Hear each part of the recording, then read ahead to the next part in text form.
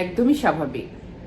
একটা মা যখন প্রেগনেন্ট হয়, অর্থাৎ বাসায় সে যখন তার প্রস্রাবটা কাঠি দিয়ে বা স্ট্রিপ দিয়ে চেক করে এবং পজিটিভ পায়, তখনই কিন্তু আমাদের কাছে আসে। প্রথম 3 মাসে সে কিছু সমস্যা নিয়ে আসে। এই সমস্যাগুলো যেহেতু সে জীবনে প্রথমবার ফেস করছে, তো অনেকেই এটাতে ভয় পেয়ে যায়, ভাবে যে এই প্রবলেমগুলো কি তার স্বাভাবিক কিনা, সে বুঝতে পারে না। এজন্য আমাদেরকে জানতে হবে প্রথম 3 মাসে কোন সমস্যাগুলো সবারই হয় এবং কোন সমস্যাগুলো একদমই স্বাভাবিক। প্রথম 3 মাসে নওশিয়া বা ভমিটিং, একটা বমি বমি ভাব লাগাটা অত্যন্ত স্বাভাবিক। কারো কারো বমি বমি ভাব লাগে, কেউ কেউ আবার বমিও করে। এই বমিটা দিনের যে কোনো সময় হতে পারে। এটাকে আমরা মর্নিং সিকনেস বলে থাকি।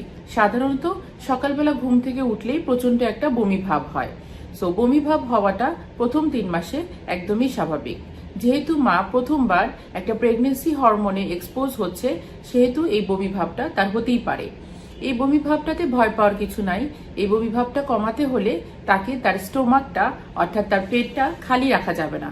তার মানে কি? তার মানে তাকে প্রতি 2 থেকে 3 ঘন্টার মধ্যেই কিছু না কিছু খাবার খেতে হবে। সেটা অল্প করে খেতে হবে, একবারে ফুল স্টোমাক পুরো পেট ভরে খাবে না, এবং বারে বারে খাবে, অর্থাৎ প্রতি 2 থেকে 3 ঘন্টা পর পরই সে কিছু না কিছু খাবে। তাহলেই তার এই বমি ভাবটা অনেকাংশেই কম হবে। দ্বিতীয় সমস্যা যেটা নিয়ে পেশেন্টরা আমাদের কাছে আসে, সেটা হচ্ছে অ্যাসিডিটি বা বুক জ্বালা পোড়া। অনেকের হয়তো আগে থেকে অ্যাসিডিটি প্রবলেম ছিল, সেটা প্রেগনেন্সিতে বেড়ে যায়, অথবা অনেকের কখনোই অ্যাসিডিটি প্রবলেম ছিল না, তার প্রেগনেন্সিতে এসে হঠাৎ করে বুক জ্বালা পোড়া বা অ্যাসিডিটি প্রবলেম দেখা দেয়। অ্যাসিডিটি প্রবলেমটা যদি সে ফেস করতে না চায়, তাহলে তাকে এই বারে বারে অল্প অল্প খাবারের পাশাপাশি সেই খাবারগুলো অ্যাভয়েড করতে হবে যেগুলো তার অ্যাসিডিটি করছে।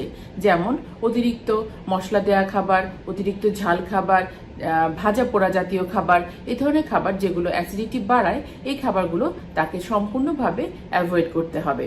3 নম্বর যে সমস্যাটা নিয়ে মায়েরা আমাদের কাছে আসে প্রথম 3 মাসে, তা হলো কনস্টিপেশন, বা তার টয়লেটটা ক্লিয়ার করে হচ্ছে না। কারো কারো 2 দিন, 3 দিন, 4 দিনও টয়লেট হয় না। তো টয়লেটটা ক্লিয়ার করে হতে হলে তাকে যেটা করতে হবে সেটা হচ্ছে প্রচুর পরিমাণে পানি খেতে হবে, এবং যে খাবারগুলোতে আঁশ আছে, আঁশযুক্ত খাবার তাকে বেশি খেতে হবে। যেমন ফলের রস সে বেশি পরিমাণে খেতে পারে, এতেও তার কিন্তু টয়লেটের প্রবলেমটা থাকবে না। এবং টয়লেটটা অবশ্যই প্রতিদিন হতে হবে এবং ক্লিয়ার করে হতে হবে। 2 দিন, 3 দিন, 4 দিন টয়লেট হবে না, এভাবে থাকা যাবে না। 3 নম্বর প্রবলেম যেটা নিয়ে পেশেন্ট আমাদের কাছে আসে, সেটা হচ্ছে বারে বারে প্রস্রাব হওয়া। কোনো পেশেন্ট বলে আমার দিনের মধ্যে অনেকবার প্রস্রাব হয়, কেউ কেউ বলে যে আমি প্রস্রাব করে আসার পর মনে হয় যে প্রস্রাবটা আবার হবে, কেউ কেউ বলে যে রাতে ঘুমের মধ্যে উঠে আমাকে 2-3 বার প্রস্রাব করতে হয়, যার জন্য আমার ঘুম হয় না। তো অনেকে এটা ভাবে যে আমার কি প্রস্রাবে ইনফেকশন হলো কিনা। আসলে তা না। প্রথম 3 মাসে এরকম ফ্রিকুয়েন্ট ইউরিনেশনটা একটা কমন সিমটম, এবং এটা প্রেগনেন্সির কারণে হয়ে থাকে। 3 মাস চলে গেলে এই সমস্যাটা নিজেই চলে যাবে। তো এটা নিয়ে ভয় পাওয়ার কিছু নাই, এটার জন্য কোনো ওষুধও লাগবে না। এর পরবর্তীতে একটা কমপ্লেন নিয়ে পেশেন্টরা আমাদের কাছে আসে, সেটা হচ্ছে ব্রেস্টে ব্যথা বা ব্রেস্ট টেন্ডারনেস। তো এটার জন্য তাকে বুঝতে হবে যে প্রেগনেন্সি হরমোনের কারণে ব্রেস্টে কিছু চেঞ্জ আসে, এবং যেহেতু সে প্রথমবার মা হচ্ছে, সে এই জিনিসটা ফিল করে যে ব্রেস্টে একটা ব্যথা হয়, বা ব্রেস্টে একটু হাত লাগলে বা টাচ খেলে বা কাপড় লাগলেও একটা ব্যথা ফিল হয়। সো এটার সমাধান হচ্ছে তাকে একটু কাউন্সেলিং করা, যেটা প্রেগনেন্সি চেঞ্জের জন্য হচ্ছে। সো এটার জন্য আসলে খুব বেশি মেডিকেশন বা কোনো কিছু প্রয়োজন নাই।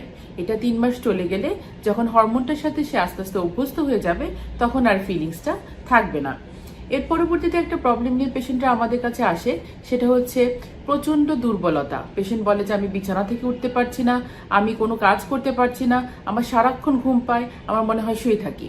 তো এটার সমাধানটা হচ্ছে তাকে একটু যতটুকু সম্ভব রেস্টে থাকতে হবে, একটু নিউট্রিশিয়াস খাবার দাবার এবং প্রচুর পরিমাণে পানি, লিকুইড জাতীয় বারে বারে খেলে কিন্তু তার এই উইকনেসটা চলে যাবে। আর ঘরের ভিতরে একটু হালকা হাঁটা চলা, একটু চাইলে ইয়োগা টাইপের কিছু করতে পারে, প্রেগনেন্সি ইয়োগা, তাহলেও কিন্তু তার এই দুর্বলতা এবং ঘুম না হওয়ার প্রবলেমগুলো চলে যাবে।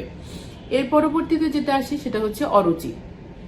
অনেকে বলে যে আমার মাছ মাংসের গন্ধ একদম সহ্য হয় না, অনেকে বলে যে রান্না করা খাবারের গন্ধ শুনলে আমার বমি আসে, অনেকে বলে যে আমার খাবারটা একদম গলার মধ্যে আটকে থাকে, এখান থেকে কোনোভাবেই সরে না। তো এগুলো আসলে প্রেগনেন্সি সিমটম। প্রেগনেন্সি হরমোনের কারণে এই খাবারের অরুচিগুলো আসে, এবং এগুলোও 3 মাস পরে চলে যাবে। এই জন্য প্রথম 3 মাসে কারো কারো কিন্তু না খেতে পেরে ওজন 1-2 কেজি কমেও যায়। এটা নিয়ে ভয় পাওয়ার কিছু নাই। এ সময় আসলে সব খাবার খেতে হবে এমনও কোনো কথা নাই, তার যেটা ভালো লাগে সেটাই খাবে, বারে বারে খাবে এবং অল্প অল্প করে খাবে।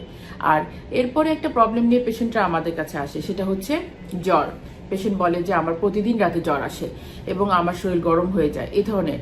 তো অ্যাকচুয়ালি যেটা জানতে হবে সেটা হচ্ছে প্রেগনেন্সি হরমোন আমাদের শরীরের টেম্পারেচারটাকে 0.5 ডিগ্রি অর্থাৎ 0.5 ডিগ্রি বাড়ায় দেয়, কিন্তু অ্যাকচুয়ালি এটা জ্বর না।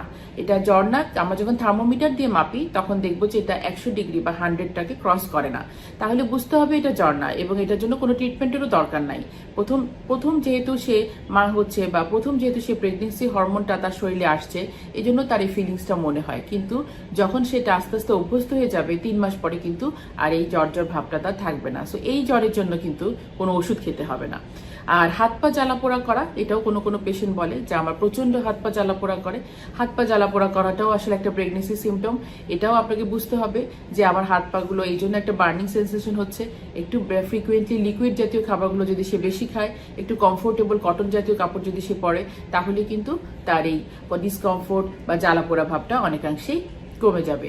তাহলে প্রথম 3 মাসে কোনগুলো আমাদের স্বাভাবিক সমস্যা এটা যদি আমরা জানতে পারি, তাহলে কিন্তু আমরা আননেসেসারি অনেক ধরনের ওষুধ নেওয়া থেকে নিজেকে বাঁচাতে পারবো। এবং প্রথম 3 মাস চলে গেলেই কিন্তু আস্তে আস্তে এই সমস্যাগুলোর সাথে প্রত্যেকটা মাই অভ্যস্ত হয়ে যায়, এবং যখন আমাদের কাছে 3 মাস পরের চেক আপে আসে তখন বলে যে না, আমার আর কোনো সমস্যা নেই, আমি একদম ফিট আছি। তো সবাইকে এতটুকুই অনুরোধ থাকবে যে আপনারা জানবেন যে প্রথম 3 মাসে এগুলো আমাদের আসলে এমন কোনো মেজর সমস্যা না, সব মায়েদের হয়, আমারও হচ্ছে। 3 মাস চলে গেলে ইনশাল্লাহ সবাই আবার আগের মতো ঠিক হয়ে যাব। ধন্যবাদ সবাইকে।